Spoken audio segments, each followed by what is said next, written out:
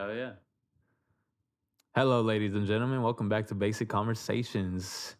We got my boy, Agustin Gonzalez here, a dear friend of mine, a photojournalist. He's been traveling. He's done a lot of work around Fort Worth. Currently, he just got back on with Fort Worth Weekly. So how's it back doing Fort Worth Weekly, and what have you done with them? So I actually just got back in. Thank you for the introduction. No problem. I actually just got back into town like maybe 3 weeks ago.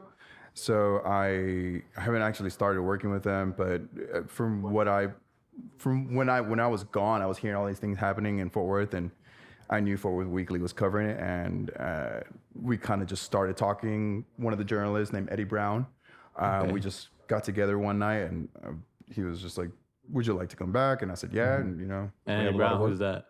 Who's Eddie Brown? Eddie Brown is a photo. He's a journalist that works for Fort Worth Weekly. Okay. Yeah. And how'd you meet him? I met Eddie through. How did I meet him? I think we met up for coffee one day, and I think I was talking about wanting to work for a newspaper, and he threw a gig at me, and we've been friends ever since. Okay. So what have you done with Fort Worth Weekly before? Because I know you've done like the drug addiction, right, with the homelessness. Well, that was a personal project of mine. Okay. For Fort Worth Weekly, we usually just tackle like politics. We were a lot of stuff going on with the courts. We also we were working on a project with Mercy Culture. Mercy the church, Culture. Okay. Yes. I don't have a lot of details on that. I was just doing the photography for that issue. Oh, okay. So how's it been traveling, man? Where have you gone? Have you enjoyed it? Yeah, I have. And most of them have been like work trips, right? You've done a lot of Yes. photo. I know New York for the most part. Wasn't it what was it? The Santa. The Santa Muerte. Yeah. There was a Santa Muerte, and so I love New York. I love it there because it's the hustle and bustle. It's nonstop. You're always on the go. There's always something like right around the corner.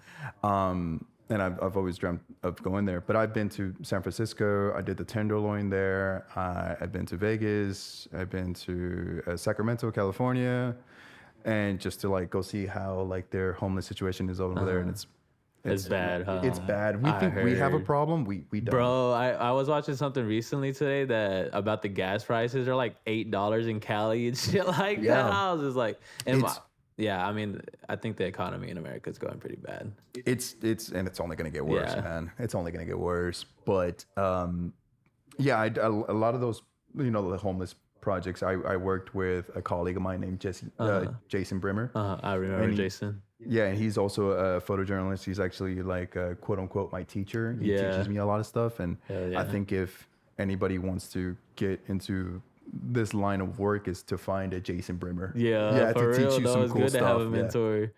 Yeah, have a mentor for sure. Yeah, I think the first and the last time I saw him was when we went to. I think the BLM stuff, right? Yeah, it was the BLM stuff, but I'm trying to remember the town. We had nachos. We had nachos, yes. We had nachos. We did, though. We had just finished photographing like a whole day of like the BLM stuff, and we went out for nachos. Bro, that shit was, it was crazy back then. I remember when we showed up to the town, it was just like all the people, they all had guns and the kids. Yeah. It was a crazy time. Yeah. It was a wild time. I wish I was, man, because I think in the moment everybody thinks like they're the shit, Yeah, everybody thinks that they're the shit, and I was way like I'm using a flash, and I mean, really to be honest, you were killing it though. I felt like still killing it. I really did feel like I was, man. But now I figured out natural light. Yeah, and you've been doing good with it. Yeah, I figured I don't use a flash anymore, and the flash came from a bad habit that and a lot of people don't know this. I used to photograph nightclubs. In downtown. I did that for a bit, so you need a flash. Yeah, and so I got course. the habit. Yeah, I got the habit of using a flash for even in the daylight, and that just jumped over into like my journalism work. Okay. And I was always asking people, I was like, how do you do this natural light stuff? And then I would just talk, so much stuff. I was like, I don't need that. said, I have a "Fuck that." flash. I have a flash. To be honest, I do that. Yeah. He's like, I just got the flash. It I does just got a everything flash, for man. me. It's my secret. But that's good. I mean, it's good that you're playing with natural light now. Because that's what I like to do is keep the natural light in. I wish I could be as good just with flash, but I be trying to use just a natural flash. I need one of those, the better flashes, to be honest. Yeah. I think back in the day, I was like, how can I stretch out this $100? And I would get like the cheapest flash, and I'd get the cheapest memory cards, and the cheapest cameras that I could get, and I made that work for a bit. But you don't realize when you put the extra money into equipment, it goes a long way. It does. It goes and they just last a while. Spend too. the extra $200. Yeah. When you get that quality stuff, it does last. But New York. So when was the last time you went, and how was it there? Because I be hearing shit in New York. I have big rats. Did you ever see like big ass rats? Yeah, bro? they're massive. Yeah, so bro, they be big. That's what I hear. Yeah. So, but you know why they have that problem? Not really. Because they throw their trash out on the sidewalk. Well, okay, but that I understand why having rats. But is that kinda why they're makes big? sense, Because right? they're just eating all this shit? Is that why they're big as fuck? Like they just eat everything? Well, they eat pizza most of the time. Of like course. so that's like so here's the thing. So my first trip to New York was just like I was trying to heal my inner child, right? And I went and I was like, where are the rats at? Like I want to see like if people are Splinter, like, where are I was you? like, I want to see if this is like the truth, And so I didn't find any, and it was in the. How dumb? Like it's in the daytime. They're not gonna come out, right? Okay. Come nighttime, I was so infatuated with New York, and I wanted to do everything. I was like, I don't want to sleep. Yeah. And that's the best place not to sleep, right? Because there's tourists everywhere, right? Yeah. And I was walking around. I was lost somewhere in New York, and God. rats everywhere, bro. And then they pop up. They look at you. They don't care. They're not even scared of you most of the time. Of course. They're not scared. And so that was just a way to get my foot in the door of New York, of traveling to New York, figuring out like the subways and figuring out like where exactly I'm at, things like that. How is the subway like network there? The subway situation there is a little intimidating at first, but like I mean, I think if you're just honest with people, like I don't know how to get here, they'll just tell you, Because I think New York is pretty honest people, but they can get brutally honest as well. Yeah. They don't like people there, Of course, they're like surrounded by people. Yeah, they don't like more people going, but yeah. So subways can be intimidating. Don't take a taxi, take a Lyft. It's cheaper. Okay. Yeah, I remember the first a taxi could be expensive. Yeah. Okay. So I wanted to knock out all the things. Home Alone was my favorite, movie as a child, and I was trying to fix that inner child, right? And so I land in LaGuardia, right? And I was like, I'm gonna take a taxi. I'm gonna do it. I'm gonna take a taxi. And so I call a taxi, right? And he shows up. Yeah, and because they're at LaGuardia. They're just waiting for you. No. I just went like this, and he pulled up, right? He was a guy from Greece, and he's like, "Where do you want to go?" I go, "Where does anybody go?" I was like, "I don't know, Central Park." Because I didn't have a project when I was out there. I was just gonna go. I was just gonna go. I think I was going through like a breakup or something, and I was like, "I'm going." I'm going to New. Yeah, I was brokenhearted. I'm going to New York. And New York, the fucking city where to go. Yeah, just go break my heart some more, So I'm like at Central Park. So you don't realize where you're going till you get there when you're in New York. So Central Park is not a small park. That thing is like 5 blocks or something like that. It's massive. It's a massive park. So I get dropped off in Central. Oh no, on the way there, he's just like, "Is it first time?" He's looking back, and I go, "Yeah." He goes, "Don't tell people that there." He's like, "Don't tell people that it's your first time here." And I'm like, "Oh, okay, cool, whatever." He's like, "I gotta make a stop. I gotta drop off some mail." And I go, "Yeah." He stops. The meter's still going. He throws his package away, drops me off in Central Park, and He's a hoe. bro, I tip him. I tip him like $20 because he was like being nice to me. Because I thought that when you're in New York, people are naturally just mean. And that's not the case. It's just people have shit to do, Yeah. Yeah, they're on the go, which I love because I think it was my first time there, and I almost got hit by a taxi. Oh, Yeah, like I was walking, I almost got that's hit by what a I'd be taxi. afraid of, bro, because they don't care. They don't care, no, and they're relentless over there. When it comes to driving, and the guy yelled at me, I yelled at him back, and we just kept moving. You can't do that here, bro. If you yell at somebody, they have time. Here in Fort Worth, they have time. What'd you say, Yeah, son? what'd you say? Yeah, not in New York. They got places to be. They don't care about you, you know? Another time I was in the same time I got dropped off in Central Park, right? And this guy's trying to like talk to me about something having to do with the way things are in the little city that they live in, a little area. And I go, dude, I don't even know. He goes, are you from here? He goes, no, that's why you're talking to me. So like he's used to people that live there not paying attention to him, you know? But because I'm not from there, I don't know any better. And so he was just like, that's why you're talking to me. And I go, oh yeah, man, sorry, I can't help you, you know? So yeah, but ever since then, first time was just like, I guess you would call it vacation. I like to think of it as research, you know, getting around. That's research. Yeah.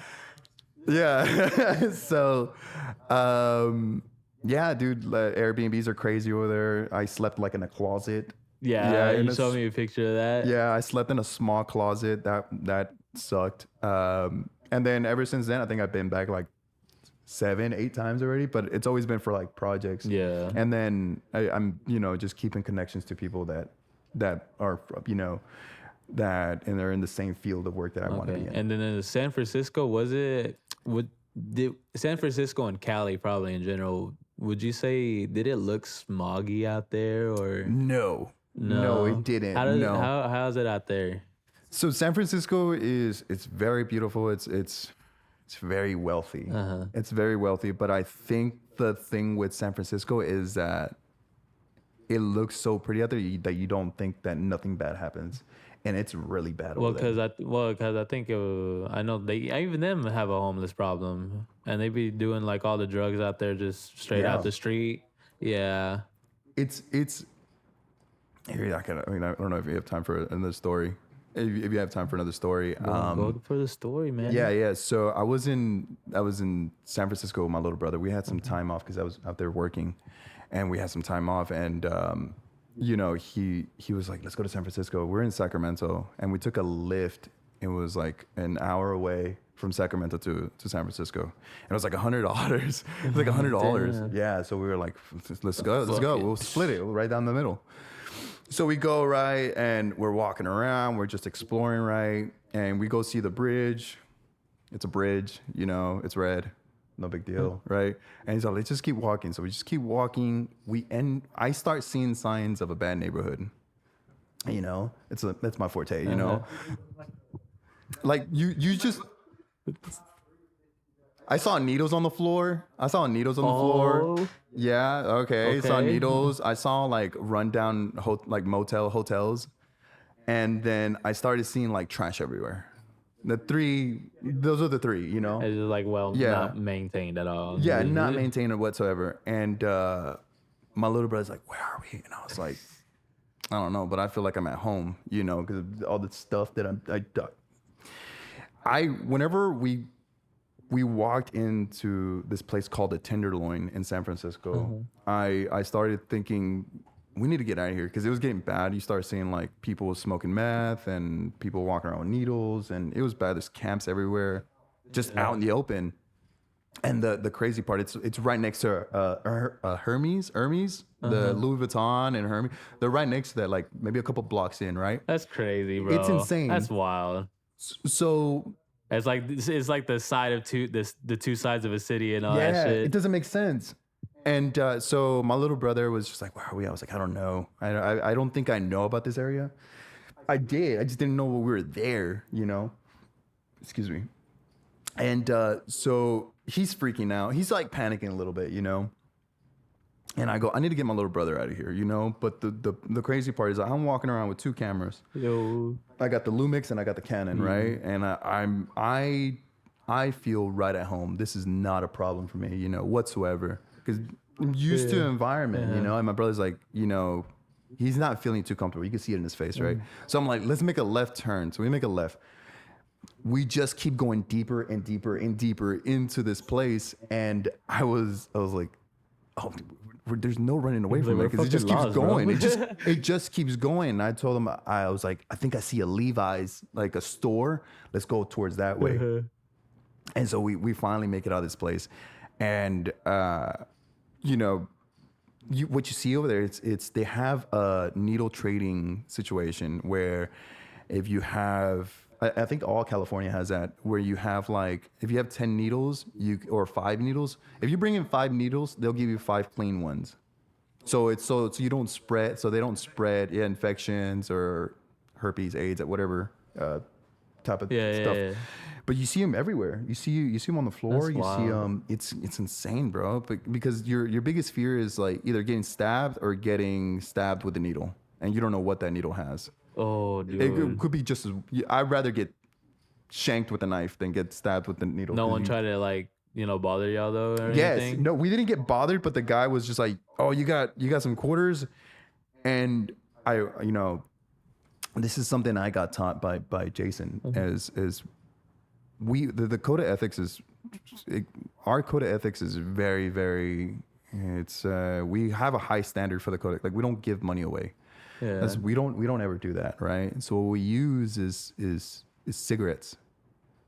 Cigarettes work. It works in jail. Why wouldn't it work out here?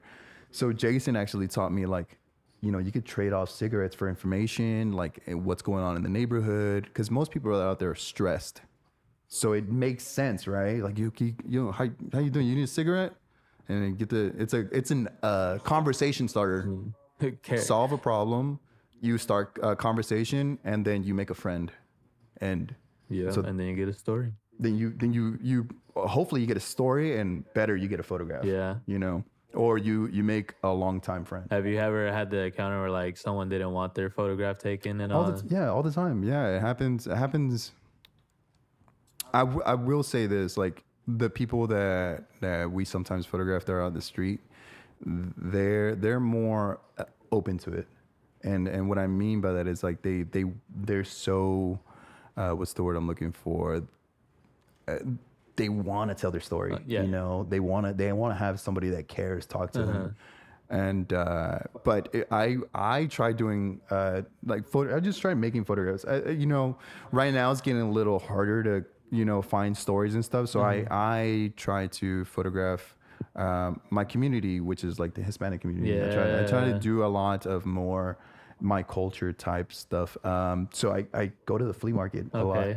I go to the flea market, and the problem with that is that when you're walking around with that thing, that massive thing, a lot of them get kind of nervous. Yeah, kind of nervous. Yeah, and the problem is that my Spanish is a little broken. So when I try to, I'm like, hey, can I, le puedo tomar una foto? They hear the accent, and they get freaked out because who's this guy? What do you want? Yeah. You look like a cop. Yeah. So that's why I can't do the mustache thing anymore because I look like a cop, I can't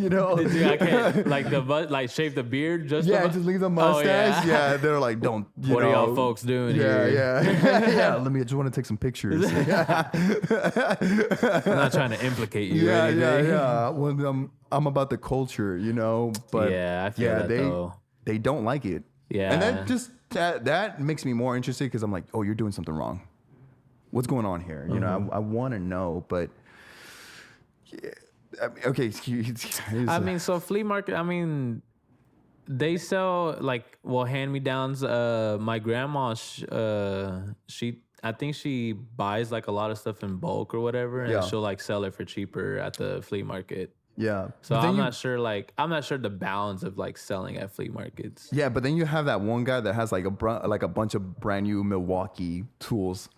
Where'd you get all these? Oh yeah. Well, hey, the people stealing all that shit these days. I hear a lot of people getting in their trucks and shit like that. Yeah. So, bro, that's why I'm afraid if I ever get the money to soup up my car and shit, someone's gonna steal it soon. Yeah. Fuck. Fort Worth's gonna get to that point where people start stealing cars off the road. Parts. You're gonna see cars in the middle of the road, parts all fucking yanked out. Man, I hope it doesn't. When I was in Tennessee, I saw that shit. I was it's funny enough. I saw that shit happen day by day.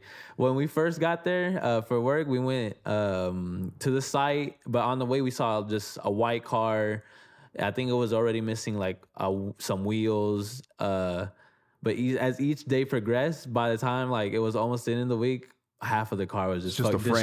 destroyed. Yeah, pretty much. Just I was just a like, what? skeleton. That shit was wild. Yeah, dude. I hope it never gets like that here. I Yeah, think I they'll. hope it. I don't think it will, to be honest, but it can't. But shit Everybody like has a that is gun. crazy. Yeah, but I think the problem that we have here is stealing people's catalytic converters. Oh Yeah, yeah, that's which is why. annoying. To be honest, bro. To be honest, It's annoying because like Why? imagine Stop it. getting up going to work and you hear your muffler when you're not supposed to. Yeah. You know the fuck. what the fuck? Yeah, this thing have gas? Yeah. I don't Yeah. even know what to do with stuff like that. I pray nothing like that happens. Okay, to be honest, I'm gonna share this. The worst thing that ever happened to me, living at home. I think one of the very few times I left my car open, a homeless person was sleeping in the back You seat. told me about that. Yeah, yeah. Bro, you told- that shit was wild. Yeah, you I did. was like, yo, get the fuck up. And they did not want to get up for a minute. They were dead ass asleep, comfortable as fuck, Yeah. bro. Wake up, sleepyhead. I was just like, I'm fucking cleaning this car as soon as you get the fuck out. And then, Yeah, dude. yeah, they finally left. And they kept knocking on the other cars they went by and like trying to open it. Yeah, And yeah. they couldn't. I don't know how far they went to find a car, but who knows if they found another one. Yeah, They were going to each car that was on the street. I was like, man, it's fight or flight. that shit was funny. Shit was funny. That made me laugh. Yeah, that's probably like their thing. Like, man, I found a Subaru yesterday. Had all this camping today, stuff in it. You know? Yeah. Today I passed by the usual corner, and I mean, like, not even all of them are homeless. I know some of them are just, I think, around the street, and they all be hanging out there. But they had a grill out there, and they all just drinking some 40s and cooking. I was like, Oh, they had a grill? Yeah. Yeah. I was like, I wish all of y'all could be cool enough where I could be like, let me find out what they doing. yeah. One day maybe I'll spark a conversation with them, but I don't know. It's It's interesting sometimes when I see them. That's all I'm saying. But I'm like, I just pass by and it's always something. You new just notice them. sometimes. Yeah. I just notice them. Yeah, them dudes are efficient. You know, when they do, we met a guy when he said that he makes. It was one of those things where like my partner went one way and then I went another way, and we were just like kind of talking to people individually, and I didn't know how I should have photographed it, and I didn't. And I can't remember the reason why. I think he had like knocked down his plate. Anyway, he had bought. He went to Harbor Freight and bought those lights that censored, but they have the what's that solar panel? It's a little solar panel. Yeah. But he put them around his tent, so when people walk by, it had the motion sensor. Nice. So yeah, dude, because most of them, like he put them around his area where his tent is at, because there's fights and stuff out there all the course. time, and most of them have like machetes. Every once in a while, you see a gun, which is crazy. Yeah, it's insane. We don't ever get the chance to photograph it, but we seen guns from afar. You know, we don't ever like, oh, you have a gun? Yeah, it's just like we see them from afar. We don't ever like approach them because you don't ever know how people are going to react to things, you know. Right. Yeah, they got like bats and machetes and knives and axes and stuff like that, and anything they have, they'll use it. Yeah, stakes and stuff. Yeah, dude, it's crazy. Yeah. The boonies.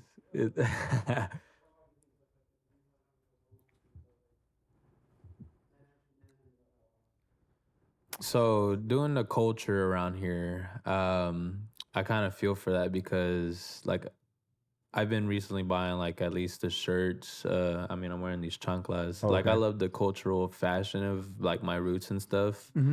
And I still try to work on my Spanish when I can, but I be big slacking. Right. So, like, how would you say it feels like trying to take pictures for the culture or around like just like the Mexican or Hispanic environment here? Damn, that's a really good question. I feel, man, it's really hard. Let me if I can explain. No, I feel that though, because I mean, It's like broken Spanish. well, not even that. So I was born in Mexico. I was raised here in Fort Worth. The problem with that is that whenever I got here as a kid, my mom told me, you better figure this shit out because they just speak nothing but English. And so, I figured out English right away, because you just there's this thing called in Spanish, ponte las pilas. It's like, put your batteries on. That's what it means. But it's pretty much like, get ready, figure shit out, And so I learned English really, really fast because it's all I was around, right? So when I come around like the like Rio Raza from Mexico and they speak nothing but Spanish, and I try to speak to them in Spanish, it comes out broken. And they're like, oh, he's there's nothing wrong, but here's this white boy trying to talk to us, right? They don't like, they don't, especially when I tell them I'm Mexican, like no papers, obviously I have the DACA, I have the DACA, and that in itself is another thing, but so his like Mexicans from Mexico that come here to Fort Worth, like they don't have no social security. They look at you as like almost like a traitor. Like you're not really Mexican because you're Spanish. Your English is so good. Yeah, I mean, I feel like most old heads, even current generation, sometimes they'll look at you like, oh, most of them kind of tease you about it, though. Yeah. I mean, but I feel like in the end they're okay with it, but they'll tease you about it. Yeah. And I think my biggest thing is like, because it does hurt being called, oh, you're not Mexican. Yeah. Because your English is so good, or because I know American stuff or whatever. I have American values, I guess, but I love Mexico so much that it hurts when people are like, you're not from Mexico. And, I don't even know why I said American values. Did you dumb. I'm not sure if you pay attention to them or if you heard about it, Yaritza. Yaritza. That recently they got like hated on because they made yeah, comments how they yeah. didn't like Spanish or Mexican food and all that shit. I think I heard of it. I didn't really pay attention to it. Yeah, but I mean, like that's what I was just saying. I feel like most people from the homeland, like I feel it's just I feel like it's more a lot of native people in the end. It's just like, damn, you're supposed to be from this country or this land, and here you are not. You're not it. Yeah, and I love Mexico so much that I wish I could go and come back. I want to go document over there, everything. But for real, dude, I want to see all because I love the whole generational aspect to like just different cultures and stuff and the whole spirit part of it. So I've always wondered. I wonder if I could find out from like that ancestry stuff if Mayan or Aztec blood type thing or whatever indigenous tribes Mexico had back then. But I definitely want to see like all the temples and shit like that in Mexico because I mean before they go. That's our history, Not for real though. And going.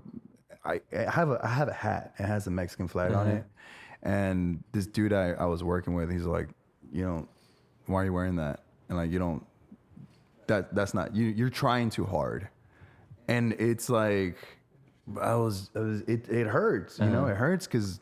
Boys, respect, man. I love it. Yeah, it hurts because when people tell you you're not Mexican, you're a U.S. citizen. I'm like, bro, I don't have papers.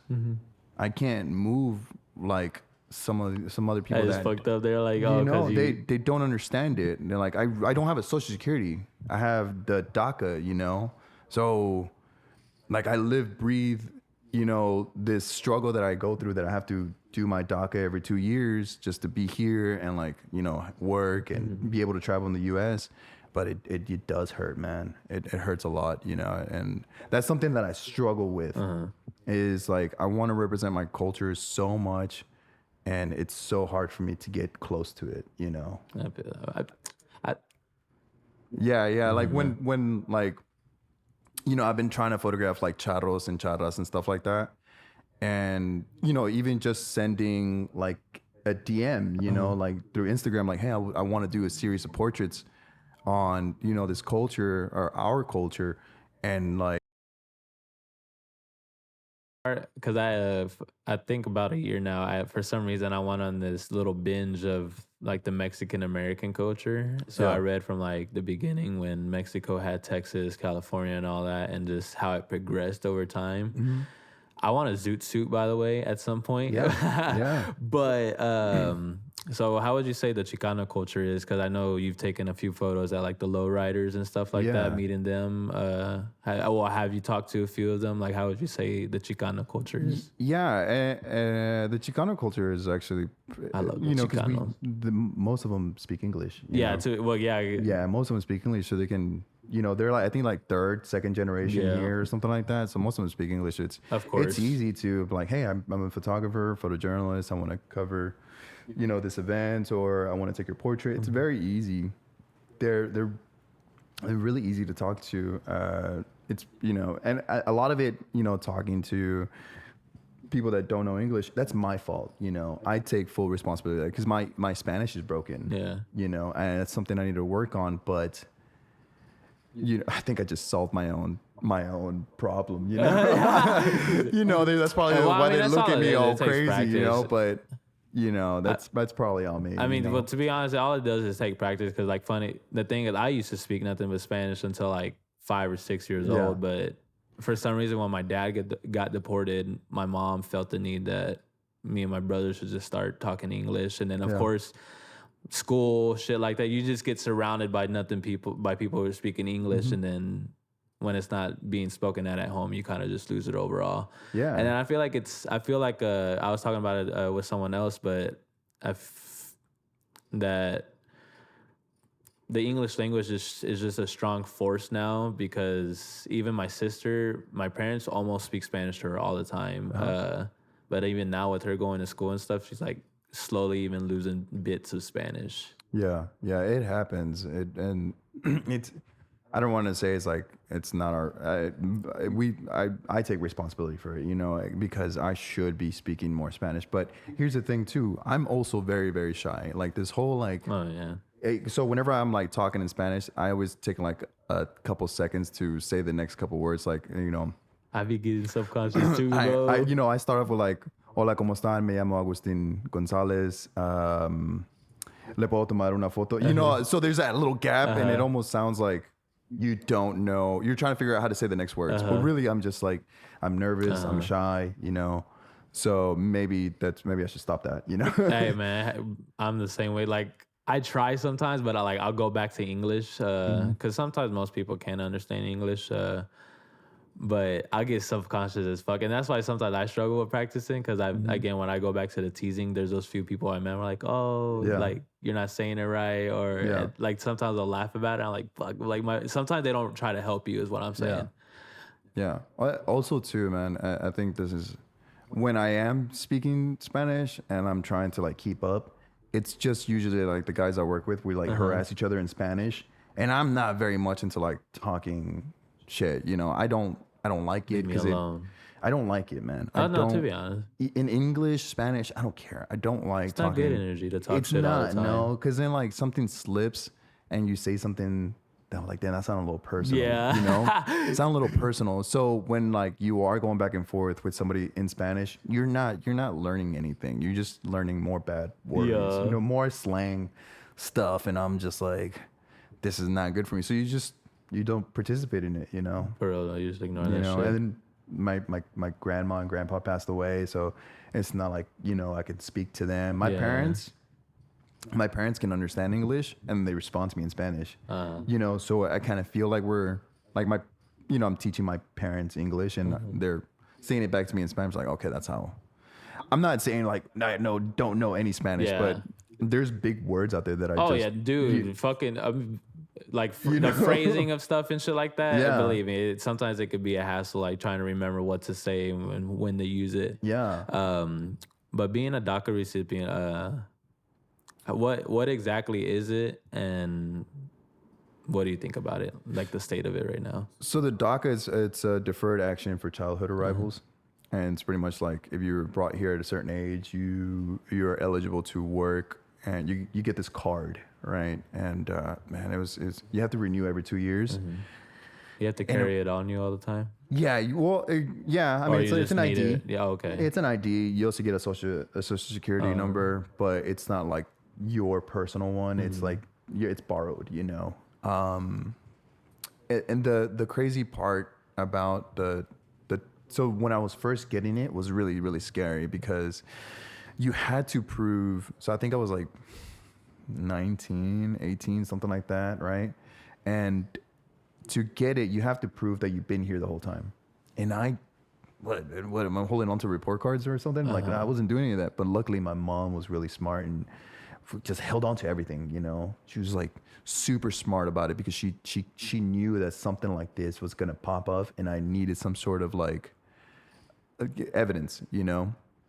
And so they did it at a church, that's how you signed up, right? So you bring your vanilla folder or you bring a big binder, right? Full of just paperwork, if you went to the hospital, if you, whatever it may be, anything school related that had a date on it. So I brought like this small vanilla folder, like just whatever my mom had like scraped up, and in front of us, there was a chick, there was a young woman, and she had a binder, thick, man. And when she went in there, they told her no. They told her like you're not approved. What? Like you're not taking it. I'm like, let's just go home. I like my little vanilla folder. Like this is what, if they told her no, they're gonna tell me no. I got it. I don't know what happened, but I got it. And so I think I've been on it for a couple of years, and there's one way of getting out of it. You get married, and I refuse to do it for the wrong reasons. Yeah, of course. Still looking for Mrs. Right. I'm waiting for the one, man. What do I think of it? I think we are stuck in limbo for hopefully it goes on for a long time. I'd rather be stuck in limbo than them saying like, oh, you got 2 more years and we're taking it away. But my thing is, I got friends in Mexico, and they owe me a couple of favors. If you're watching this, you owe me a couple of favors. So, Mexico, yeah, Mexico, you owe me a lot of favors. Remember that one time? Yeah. Remember, bro, I took care of you before you got deported. Yeah. So I got a friend up there, and he goes, "What's up, man? Do you want to come over here?" And I go, no. Fuck it, I'm thinking about it. He lives in a really, really nice part, makes crazy money. So like move over there? Yeah. Hey. Like just give up DACA and just give up the United States and come live over here. And I'm thinking career wise, like I can only imagine the photographs that I would make out there and like just everything that comes along with Mexico. But I don't want to leave, Yeah. I love Mexico so much that I would go over there if things start getting rough here and they're going to take the DACA away, I will gladly go back to Mexico. Okay. I would pack up all my stuff and go back. Yeah, save a little bit so you bring some save money. a little bit and just go back. And then just go back. But if it's not my time to go, then I'm not going until I'm able to get married, find the right girl, get married, and then, head to Mexico. Because there's a bunch of things over there that need to get documented. And I got friends that have been deported that I would love to see again. Thankfully we have the internet, we can FaceTime. So, I love that, But yeah, DACA is it's a weird thing because you can't mess up. There's no room for error. Like tickets, like if you get more than 3 or 4 or something like that, Oh, like and it counts, like general tickets it counts, too, like it speeding? counts as a strike. Yeah, it counts as a strike. So like if it goes on your record, it counts as a strike. Great. So I just get lawyers. Like I think when I first started working, which is super backwards for me because I was working at a Mexican inn. I was working as a dishwasher, right? And so I finally got my DACA, and I was just like, I want to work construction. It's like a rite of passage in our family, because my dad did it for so long. And then I was like, I think it's my time. And it helped me learn a bunch of tools and how to cut stuff and concrete and stuff like that. And so you should be doing that the norm is if you don't have, any type of paperwork, that's usually you're doing some sort of hard labor, roofing, construction, concrete, anything like that, building houses, stuff. Yeah. And so I was like, I got my DACA, and I was like, I'm going into construction, when I could have gotten like an inside job somewhere. The people that I was working with, working construction, they're like, what are you doing here? Like, you have this thing where you don't have to be out here in the heat and stuff. And I was just like, I like it. You know, it's setting me up for the future where I can work on my house if I need to. I can make a concrete slab if I need to. And so I did that, and I can't even remember where I was going with this, but I went backwards with it, and I decided to. I love air helicopters, and you know, it's something I don't really talk about. You know, I'm a big fan of like, you know, the World War II, you know, helicopters and planes and stuff like that. Like the bombers. I love all that stuff. I used to be a big fan of history. Unfortunately, I don't remember everything like that. But history was was my favorite class growing up. And so I always wanted to get into aviation, and luckily I had. Have you been in a helicopter? Yeah, it's cool. I have not been in a helicopter. It's cool. It's like a car but loud, you know. I bet, dude. Yeah, just really loud, no wheels. Like, yeah, I mean that, and you talk to each other. I've never been in the front. I've been in the back. With the door open or closed? Closed. Yeah, I did it closed. It was like a private thing. Okay. It was like a private little tour thing. That's no still big cool deal. though. Yeah, it was just like a private little thing. It was real quick. Were you ever afraid to get on an airplane or helicopter before? I be thinking off the wall shit sometimes. I'm like, what if the thing fails? No, man. Look, so my fear wasn't the actual flight. My fear was like, how do I get through TSA? Oh, you know, what if I'm carrying a knife that I don't know about? You know, things like that. You start I had to do that. overthinking. Yes, what is that? You know, I don't know. Man, I was mad because I had to throw away a knife that I liked. I forgot I brought that shit with me, and I was like, fuck, throw it away. Yeah, dude. No, first time on a plane was going through a breakup. You know, it seems like every time I go through a breakup, I'm like, I'm leaving. You know? I'm leaving. Okay, so, but the first time on a plane, it was in New York, or what was No, it was Tennessee. Oh, okay. Where'd you go to Tennessee for? Where? I have a friend. No, so I had a friend that lived out there, and I told him, I was like, I'm going through this thing, bro, and I don't know how to deal with it. He's like, come to Tennessee, and I was like, all right, like, cool. Come have fun with me. Yeah, and I didn't even know how to book a flight, so I was working at still am working at the aviation job, and I one of the receptionists, I was like, I want to fly somewhere. How do I do it? And she's like, do you want to spend money? I go, I want to spend no money. And she was just like, oh, you want to fly Frontier then? And I'm like, Frontier, $100? Let's go, round trip, let's go, right? And it's not the actual flight that I was scared of. I was like, where's my terminal? Where's my terminal? How do I get through TSA? Like, where do I go first? Who do I talk to? Am I in the right gate? You know, everything, all that. I don't know any of that. Right? I almost lost my wallet once at the airport. I carry everything in my front pocket because I get scared of like somebody's gonna pickpocket me. My dumbass left it. I'm so glad someone fucking returned that shit because I even had money in that. You can keep the money and just give it back my IDs. I mean, oh yeah, for sure. Yeah. I would feel the same way. But I'm just glad they didn't take anything. Oh yeah, shout out to them. I was sitting in a chair to get ready to board, and they're like, I was even listening to music, but thankfully I took off one headphone, and at the right moment I heard like Jonathan Rodriguez, this and that. I was like, and I asked someone, I was like, are they? And then they said it again. I was like, yo, my wallet. I ran, and I was like, fuck, thank you. Yeah, bro, that shit was wild. I don't think I've ever lost. I don't ever lost anything. I think I lost my mind. You know, for the first time trying to find everything that I needed to find, like my gate terminal and you know where I'm actually going. But yeah, I went to Tennessee. I met up with a friend out there. Thank you, Fern, for taking me in. Fern is a really good guy. What'd you do out there? Yeah, he's a really good guy. But I think he was out there, like super minimalist, like couch, and then he had a TV, and then.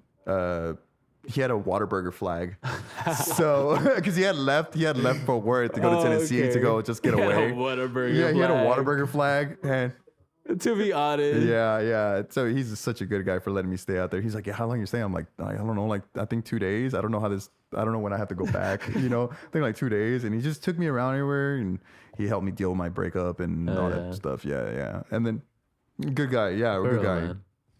Yeah, but it was Tennessee, and then I got real ballsy. I was like, I'm going to New York. You know? It's like, I love traveling. I'm ready for the big one, you know? Already. Yeah. Has he said he's going to come out here? Yeah. What's Is that? he gonna come out here? I think he's already here. Really? Yeah. He's been here. He's like married and happy. And Oh, I met him through shit. church. Oh, okay. Yeah, I met him through church. Who? I don't think I want to put that information out there. From the house. Oh Yeah. shit. Yeah. He- I think he's like almost as tall as me. Maybe a little taller. Yeah, he's probably a little taller. Yeah. Yeah, something like that. Oh, bro, stop. I know that man. That's my friend. Cut it out, bro. Stop. Yeah. Shit, man. I did have a question, but I mean, what else do you have going? Is there any projects you want to work on, or something you wish to do around Fort Worth? I can tell you about upcoming projects that I think I see. Here's the thing with projects is that when it comes to like doing this like storytelling, photojournalism work, is that when you think you have something, it falls. It falls through, man, because people get like they get scared. They get wet feet. You know, is that what it is? Wet feet, right? Yeah. Cold feet. Yeah. What am I saying? Yeah. I mean, they are cold. Yeah. They get cold With feet the right and breeze. yeah, they get cold feet and they're like, oh, we don't do this anymore. You know, we don't feel that comfortable. We thought about it, and like I was like, no big deal. So I try not to like, I'm doing this and I'm doing that, because it happens. So I just let the work happen. But I can tell you what I think I have planned. I want to go to, damn, I forgot. It's I forgot what it's called. Jesus. Kensington, Philadelphia. They have a really bad like drug problem there. It's a thing called Trang. It's like tranquilizer. It's like tranquilizer mixed with fentanyl, and it's turning people into like fentanyl, zombies and stuff, and it's eating their flesh and stuff like that. And yeah, and I always How'd you hear about it? I heard about it through Facebook. Okay. Yeah, through Facebook, somebody posted a video, and I was like, Crazy. this is crazy. I think. No, it's just like it's like a time and money thing, you know, because like in order for me, I like to scope out a place before I do it, so to see how dangerous it is. Also, too, you do a lot of research, like you do a lot of like Google Maps. I'm like, okay, this is the street where everybody hangs out with. Where's the closest cop station? Because you're out there without a car. Yeah. You're out there with nothing. The only thing you have is your feet and your Airbnb. You know, so that's all you have, you know. So I try to do as much research as I can when it comes to projects, and you know, especially places like that, you know, like where's the closest you know, police station, where's the closest gas station, where's, you know, the closest like QT, because QTs are safe places, Yeah. and, you know, things like that. You So I ever carry wanted a weapon? I'm not gonna lie to you, when I first got to New York, I didn't think of it, right? But whenever I had to go to Queens for my second time going up there, I was doing the Santa Muerte project, and a lot of people was like, "Oh, you're going to Queens? Like it's dangerous." So I bought a knife from a little gas station, like something small. Never even took it out, bro. Okay. Never even like I forgot I even had it, you know. And then I just threw it away, you know. Just like it was like $25. Bought it, carried it for 2 days, and then threw it away so I can get back on my flight, you know. But it is, you're like, I feel like that's something that people don't think about, you know, when like, if you have like a gig, like a wedding, you're not thinking of like, I could get hurt out here. The type of work that I'm very passionate about is I'm going into like weird places. I'm going into like weird parts of towns and stuff like, and it does get dangerous. And so sometimes I do get frustrated with the, like, when people talk to me and they think it's gonna like automatically happen overnight. You're gonna have all these experiences and you're gonna have an information of how the work gets done, when really like it's dangerous. Like I'm thinking about my next, I'll get into that later, but you know, I have the another Santa Muerte. I'm going up there for, I was supposed to go up there for in August. I was supposed to go there in August, and I just couldn't make it. And that's the big one that they have. But they're having a Day of the Dead one. Oh. And so I'm going up there for that. Hey. So I have New York coming up in October. I want to go to Santa Fe. I'm going to Austin. So I'm going to Austin for a powwow that they're having over there. Yeah, because I want to photograph like indigenous, Native American people, and so I want to. Yeah, like I want to start leaning into like cowboys and Native American Go to stuff. Oklahoma. Go to Yeah. Oklahoma. So I'm going to Santa Fe.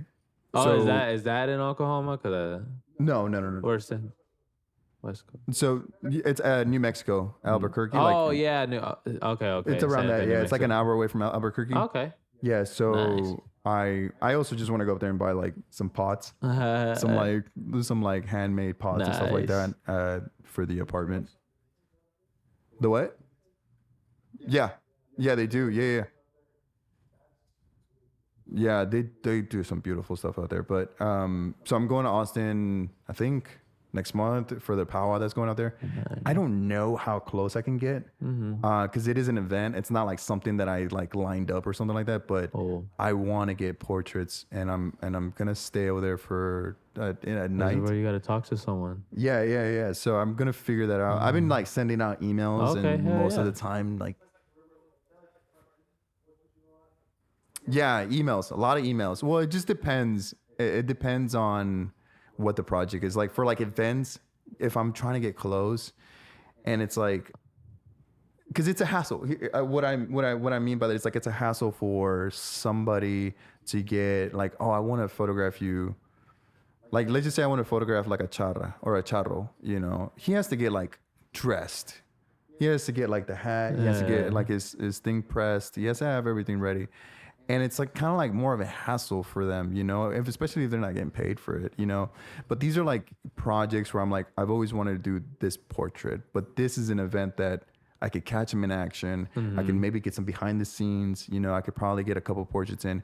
Making it happen is the hard part, because because you have to build a trust Yeah.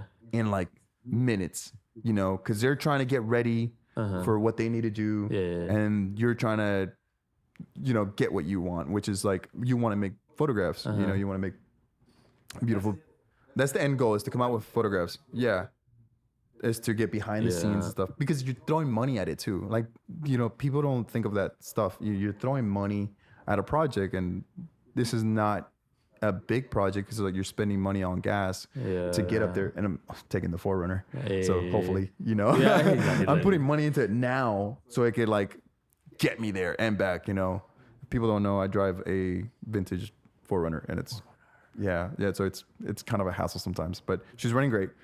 So hopefully she makes it to Austin. My baby. Hopefully she makes it to Austin and Santa Fe. But yeah, like you're throwing money at gas. You have the risk of your car not making it there. You run the risk of a lot of things, because you get to also enjoy like a culture and stuff like that. That's very beautiful. But the end goal is to make photographs, especially to. But you say you were sending emails and stuff. I mean, I think you've done it before. Right? Aren't you gonna just approach someone? Like I understand, like building that trust and stuff. But yes, so I've sent out plenty of emails to like the powwow, directors and stuff like that, and I haven't got anything back. But I don't. I always say this to people, like I don't know how to speak to people, but I know how to get work done. Like if I'm like, look, this is what I'm trying to do. I'm not trying to like. I don't have malintentions. I don't have any bad intentions whatsoever. I'm just trying to make beautiful photographs. I want to like photograph this culture. I'm doing right by y'all.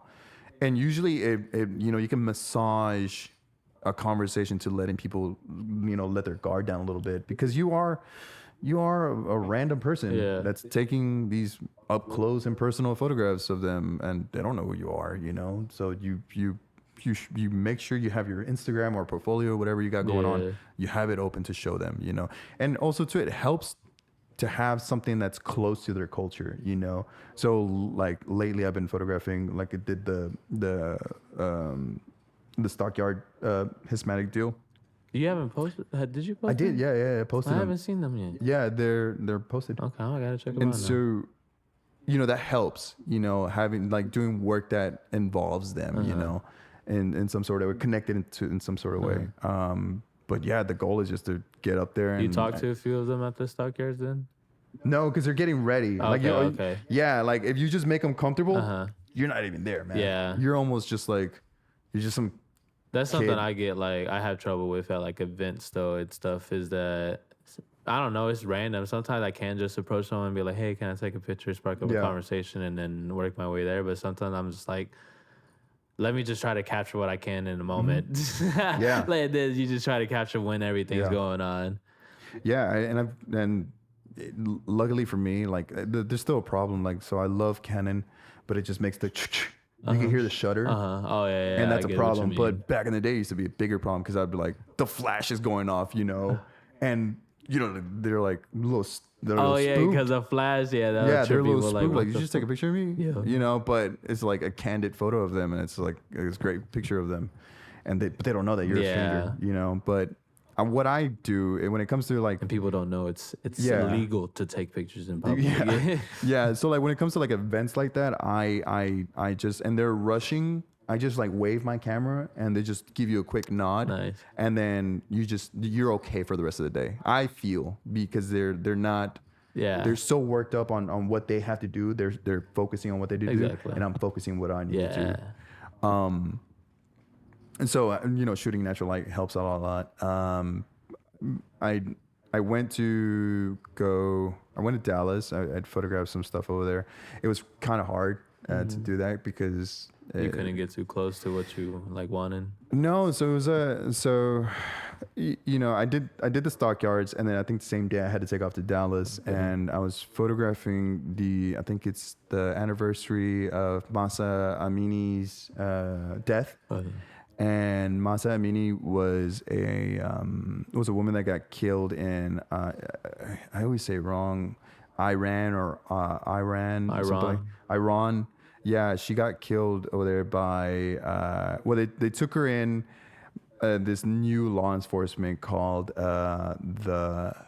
what's it called? Oh, I forgot what they're called. I forgot what they're called, but it's like a new law enforcement. It's like another thing it's like the cops, right? So they took her in for, is it moral police? I forgot what it's called. I think they're called the moral police or something like that. They took her in because she had her hijab on wrong. It wasn't properly on, and she was showing some of her hair. They took her in, and she never got to come back. So she was murdered, pretty much murdered there.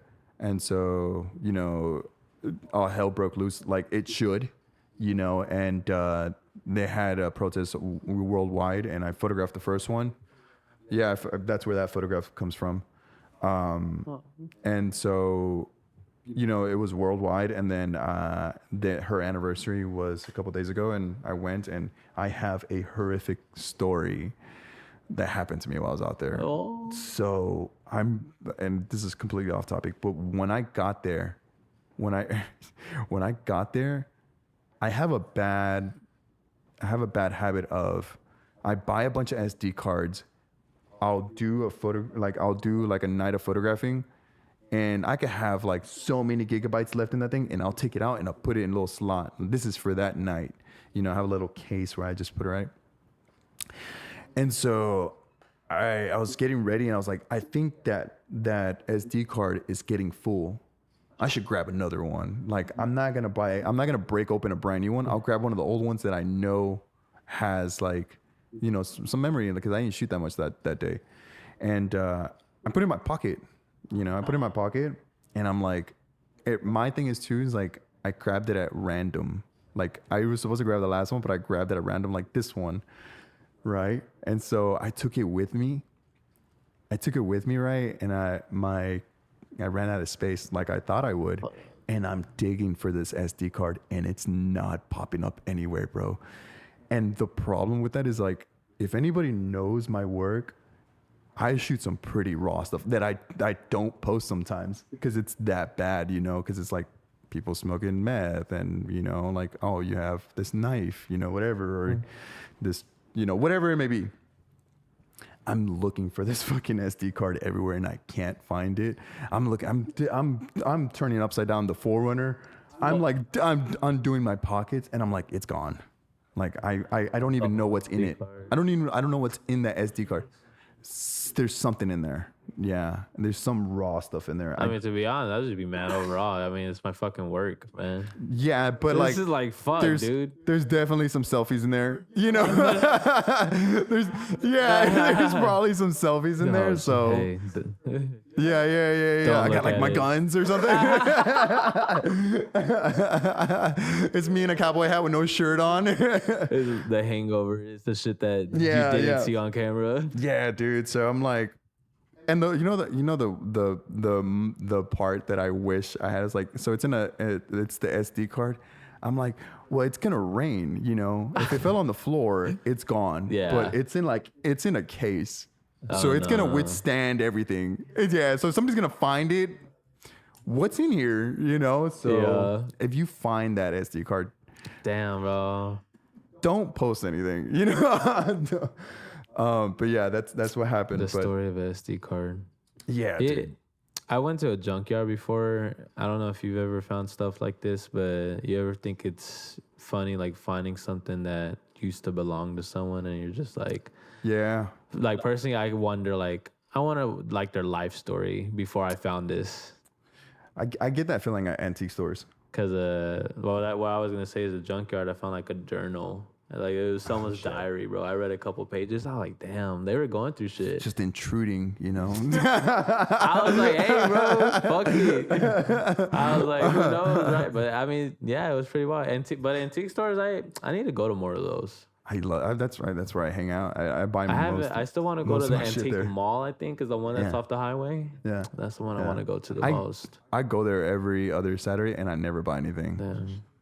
I just want to. You didn't let me know when you go. Yeah, we'll go this Saturday. Yeah, I think I'd be down. Yeah, I don't know what I got going on, but okay. Yeah, but yeah, I go there and I never buy anything. But there is a couple like, you know, other antique stores like thrift stores and stuff that I hang out in. Usually now it's becoming Trader's Village. Yeah. Yeah, Trader's Village? What, Trader's Village? No, it's like Hispanics. Yeah, it's all Hispanics, but like, no, it's a flea market. Oh, it's a flea. No, it's no. It's like a big flea market where they sell like oh yeah, I got this, like it's in Arlington, Grand Prairie. Okay, I've never been there then. I don't know what the fuck that is though. It's Saturdays and Sundays. Like you walk around, it's like a big flea market. Bigger than the ones here? Yeah, it's massive. That's where I bought the reason I like it. What is it called? It's Trader's Village. Oh, Trader's Village. Dude, yeah, Trader's Village is nice. Yeah, cool. And then you can hassle with people. Yeah, that's what I like. I used to buy BB guns there. Yeah. Like, yeah. No. It's like, I want that bag. It's like $25. Yo, like, they'll definitely try to give you deals. $5. Especially like when you look at it a bit and you're like, nah, maybe not. Sometimes they'll try to like get you like, hey, okay, buy for this much. Yeah. Nah, dude, sometimes I'll be like hassling people and I know I'm not going to buy it. Fucking bitch. He said never mind. I'm not losing this, you know? Yeah. So give it to me for free. Yeah. I got $1. You know? I got $1. $3.99. Yeah, but that's where I hang out most of the time. Just buying, dude. I don't even believe in buying brand new shit anymore, man. I feel that. Except for that chair that you're sitting in, you know. but I just secondhand stores is the way to go. You know, I need to go to more of those because I usually just go to swap meets and of course they'll be like overcharging like some of this. Oh yeah, which is nice stuff. Don't get me wrong, but they know what they have. Fucking bitches. Yeah. I hate that some of them use like the Google photo thing. How do you know about that? You know? Yeah. That's not worth that much here. Stop it. You know? Yeah. That camera's not worth that much. Yeah. I got 15, you know? But yeah, that's usually where I hang out. It's much, you know, crap that I talk about like I'm never home. I mean, I got my books here and you got my camera shit here, and I usually just kind of, you know, read a couple pages, whatever. I'm not really hard. Most of my books are like photo books and stuff like that. Look at a couple pages, get inspired, take off, nice, and just go. Yeah. But yeah, dude. I wish I had a TV. I know that's a little random, but I wish I had a TV because there's nothing to keep me entertained here. You know, I just leave. I just go and try to make photographs, and you know, just try to work as much as I can every day. Buy a small TV, go to the antique stores. No. Do they sell VCR tapes? No, Is there any VCR? I don't want it in my DVD? house, bro, because I feel like if I keep it in my bedroom, I'm never getting up. I'm not. He I'm said not- photography. What is that? What? No, what is that? What is It's in the way. life? Yeah. To be Yeah. honest, no. Yeah. Yeah, dude. Yeah, I just do that. Just I'm always out and about, and also it's a good place to like meet people and stuff. It like, is, dude. Yeah, like I met some really cool old people, you know, that years ago. Hopefully they're still breathing, you know, and if they're not, rest in peace, you know. Yeah. But I've met like- a lot of cool people. Is it? Oh. Okay, yeah, but yeah, I mean, Is there someone you've met and then heard about later that maybe passed away or like just ran or maybe met later again in life? yeah. So when me and Jason go and document sometime the homeless situation, the people that we know, we hear like crazy stuff like, oh, so and so passed away. Like we just saw him like a couple months ago. And it's usually, we never really have like an answer of what happened to him, but it's just like, oh, he passed away. We don't really like going down that route. You know, it's like, oh, we liked him. You know, he's a good dude. Da, da, da. And we go off of that, but we never we don't ask like personal questions like that. But I feel that. it's people like that or people that we thought have passed away that are in the homeless camps and stuff like that. But it's usually like people talking, he just left the area, you know? Okay. So like they either ran him off or whatever. Yeah, because they all have their own politics there too. Yeah. Yeah, which is insane. It's crazy. Like they have the rules, they have all kinds of shit there. So I'm sure they do. I know when I drive past Lancaster, there's this little area that they'll sleep around, and sometimes I think about stuff like that. I wonder how the environment is for them there, because they'll be chilling and stuff. So Yeah, like I wonder how they run shit there. I think Lancaster's a little different because it's not actually ran by the people that are there. It's ran by the people that allow them to stay Have there. you ever thought about doing Lancaster little projects and stuff? Find out what really goes on like around the shelters or what they really do out there or how they do their day to day? Right. We want to, but the problem is that it's too dangerous to do alone. I'll say that. Alone? Yeah, I bet. Yeah, it's I way agree. too dangerous to do it alone. Jason is a little bit more experienced than I am, so he knows more people than I do. So he's very capable of doing it on his own.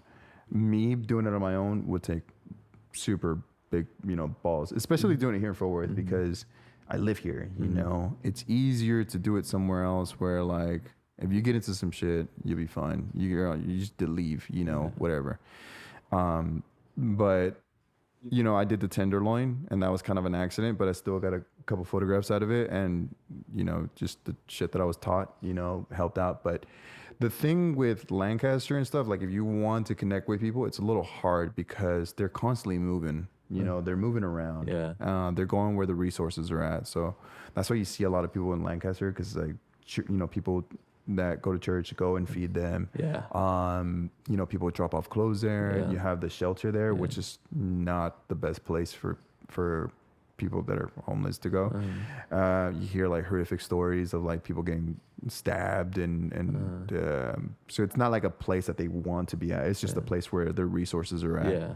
And that's why they hang out there. We've heard some crazy stuff about the shelters and stuff like that. There's just like I think it was like a couple of years back. We heard of this guy's like he said something crazy like I'll rather go live in the woods than go sleep in the shelter because it's I'm sure shelters are bad, man. It's bad, dude. And it's just filled with people you almost can't trust, and anything can happen. Yeah, so this is something that me and Jason covered. And I'm not going to speak for him or anything like that, but we covered it together.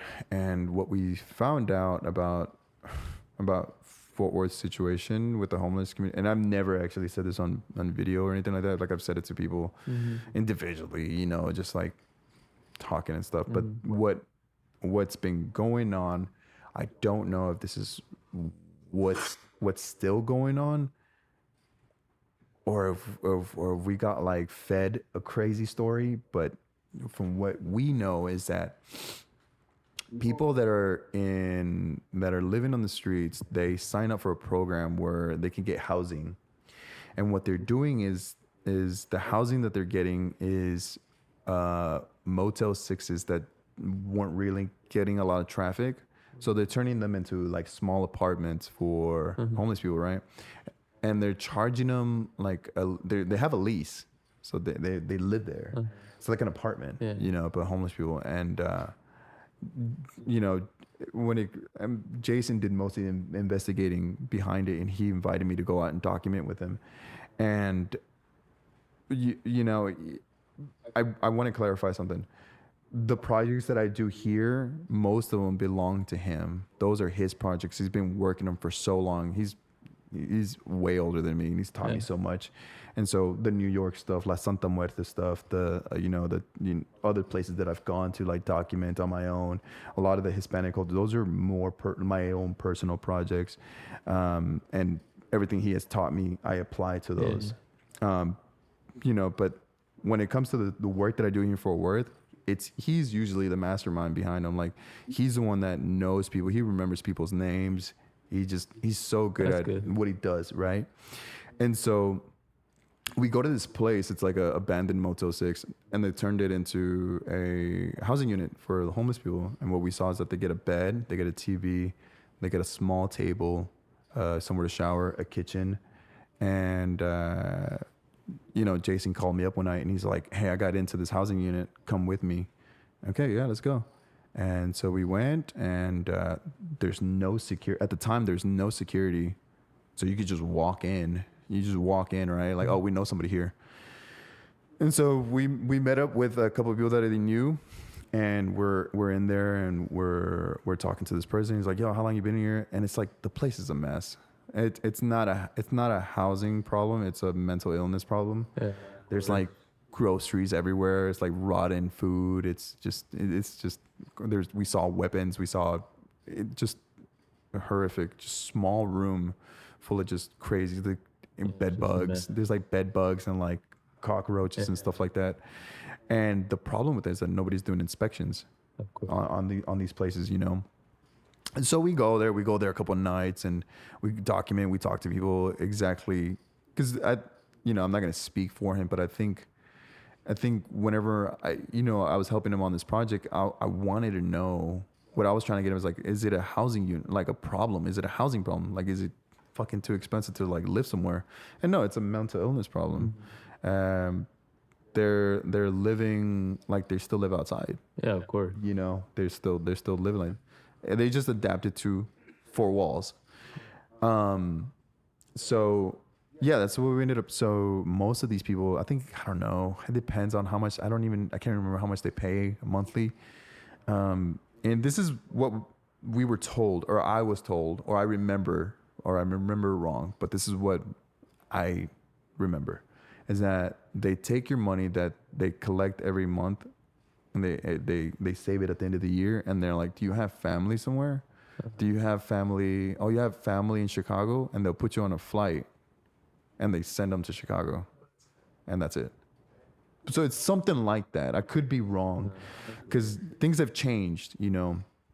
But that's what we were thinking was going on. Or not thinking what was going on. That's what we were told, you know. So there was that. But also, too, what's going on there is that most of these people are getting like disability checks, and people catch wind of that, like pimps. They bring girls around that area. The drug dealers know that those people are living there now. They go there. There's no security, you know. There's no security. Yeah.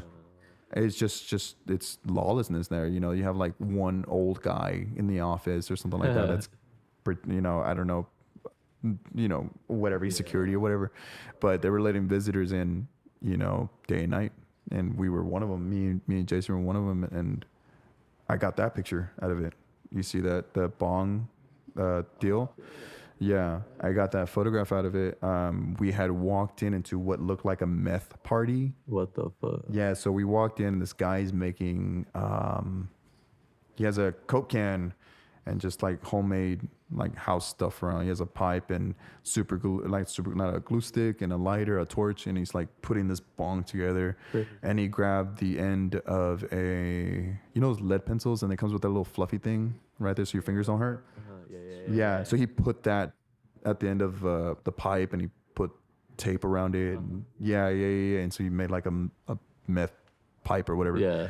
And so I got to talk to him. He's a Hispanic dude, and I'm talking to him, and I like doing this. I did two. I want to do series of it. Like I just want to keep on doing it, but it's so hard coming across like people. It sounds horrible, but it's like you don't see people smoking meth around you all the time.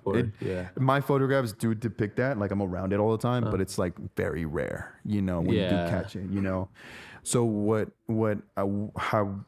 it started with that is that, I bring my little camera with me, my little video camera, and what I like doing is, I like to record them. I like to record them. I like to ask him a really, really deep question. It's just like, so he's making this thing and he's just like, oh man, like, all this bad shit happened to him as he was a kid. And he's telling me, he's like, I'm a working, like he can operate while he's on drugs, functional addict. Yeah, that's what he is.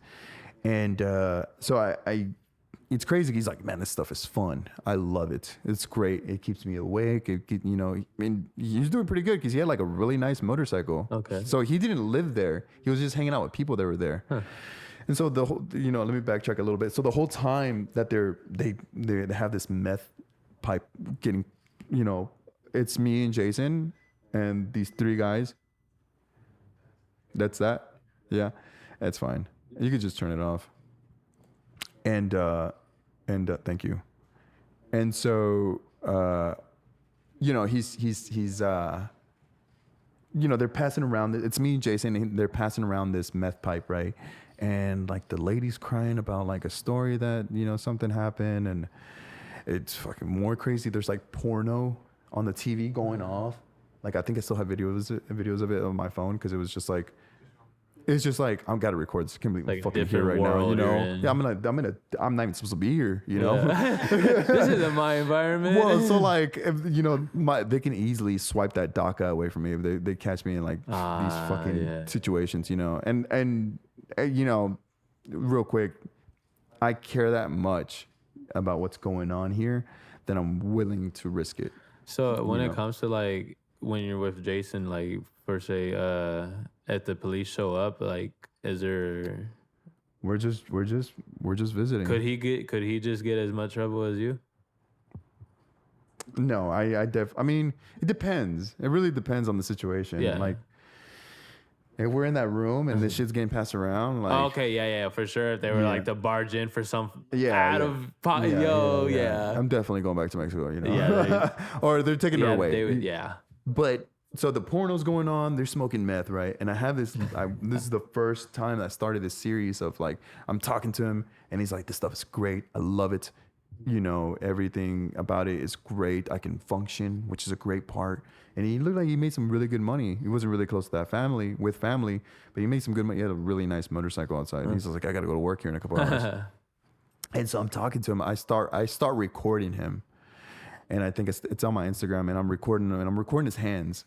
I'm recording his hands holding the meth pipe. And I go, what would you say to somebody? I asked him this one, like, ¿qué le decías a alguien que va a hacer esta droga? So it's like, what would you tell somebody that's about to do this drug? He's like, don't do it. It fucked up my whole life. Like, I'm not even close to my family. So it's like he's saying all this real shit. Like, there's something in him that switched. He's like, maybe I can help somebody. Because this video is going to get out. I don't know what this guy is. He's just videoing me and he's asking me a personal question.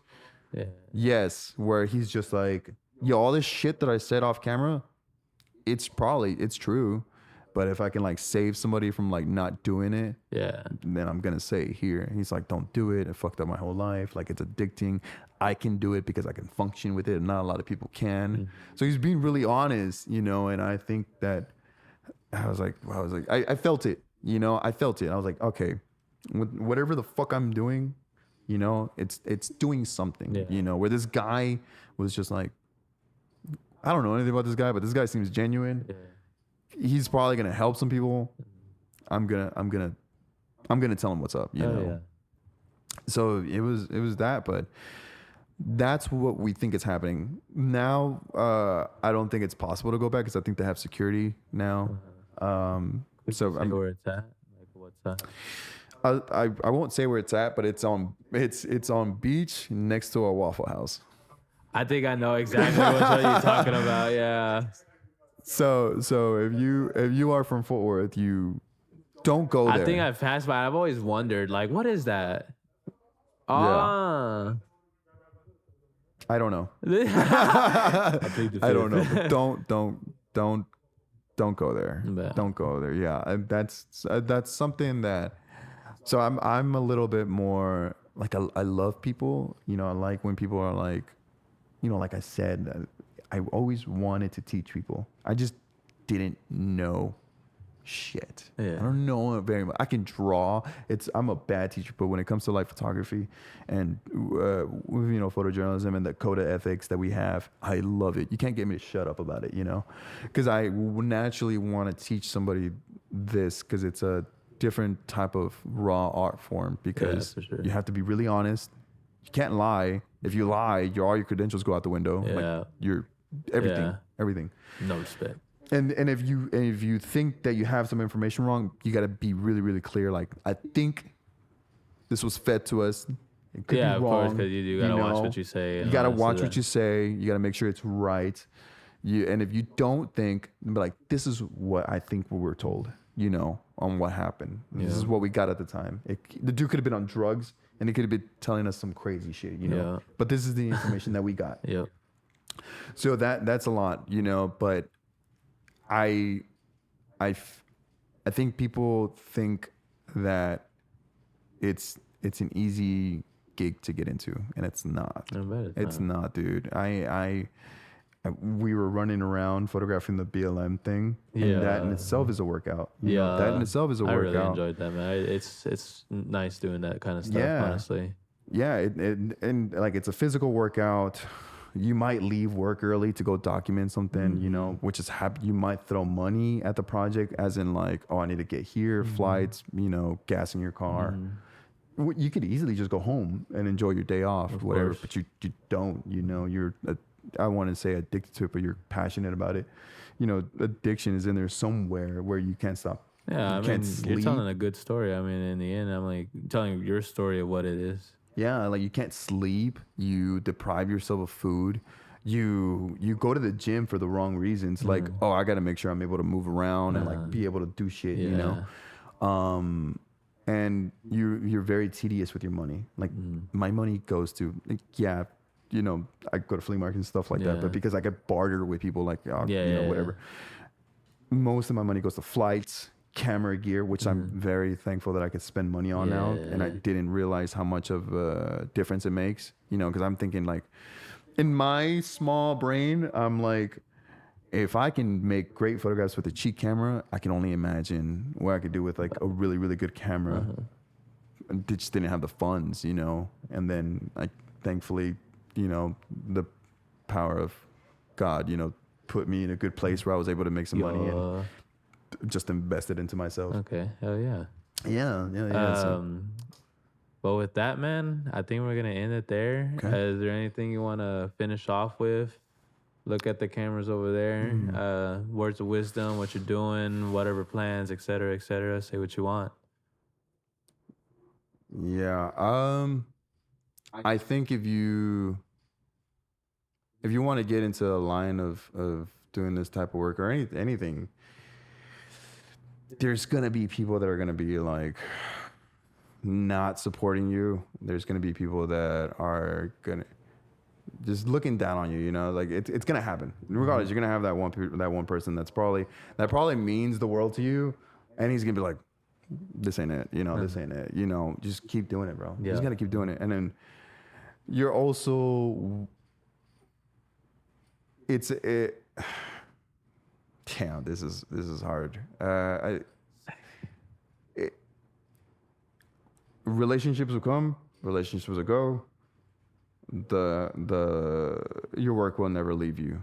Yeah. I think that's something that I guess as men we have a hard time, because we're naturally made to love, I like to think so, That would have been a good topic to bring up.